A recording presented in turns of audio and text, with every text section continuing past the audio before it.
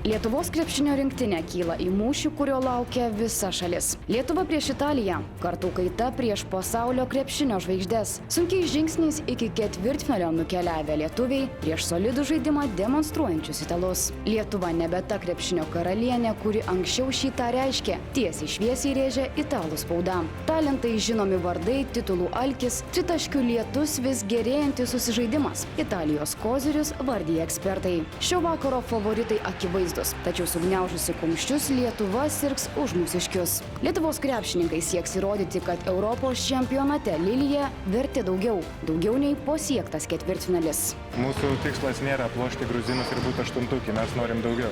Lietuvos rinktinė puikiai supranta, kad jų kelyje atsidūrė kol kas sunkiausias ir pavojingiausias varžovas Europos čempionate. Italai pasižymi fantastišku puolimu ir yra viena rezultatyviausių rinktinių pirmenybėse.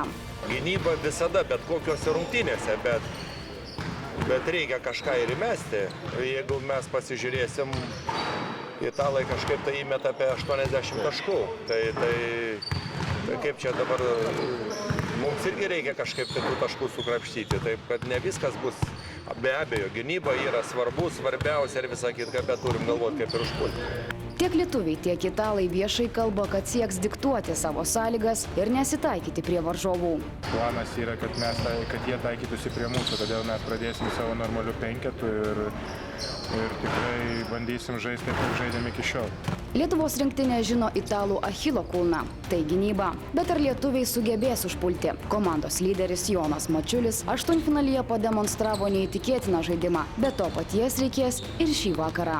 Reikia kaip tik daugiau verštis, daugiau bandyti tų,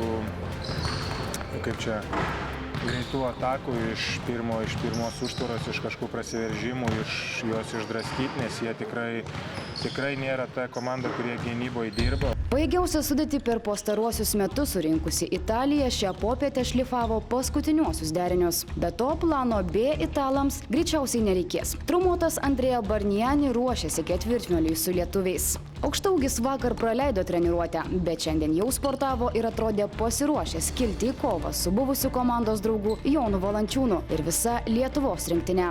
Tuo metu buvęs Jono Mačiulio komandos draugas Milano Emporio Armani klube šį vakarą Lietuvos rinktinės lyderiui sėkmės nelinki.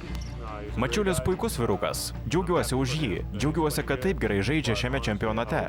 Bet jei atvirai, tai aš labai tikiuosi, kad šį vakarą Jonas nežais gerai prieš mūsų komandą.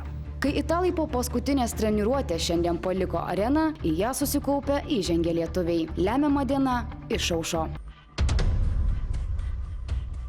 Europos čempionato pusfinalis be Ispanijos ir Prancūzijos rinktinių. Graikijos ir Latvijos krepšininkai labai norėjo, kad tai taptų tikrovę, tačiau jų norams paprieštaravo Pau Gazolis ir Tony Parkeris. NBA žvaigždės sužaidė dar vienas puikias rungtynes ir nutiesė savo komandoms kelią į kitą etapą. Emocingose rungtynėse ispanai po atkaklaus mūšio 73-71 palaužė Graikiją. Ispanai pratęsė savo rekordinę seriją ir jau 9 kartą iš eilės žengė į pirmenybių pusfinalį. Ispanijos rinktinės lyderiui Pau Gazoliui jau 35, tačiau Čikagos Bulls aukštaūgis dar turi daug parako. Rezultatyviausias Europos čempionato žaidėjas graikams sumetė net 27 taškus. Mes ir toliau rodome tikrą čempionų širdį, tikino Gazolis. Pusfinalyje ispanų lauks principiniai varžovai prancūzai.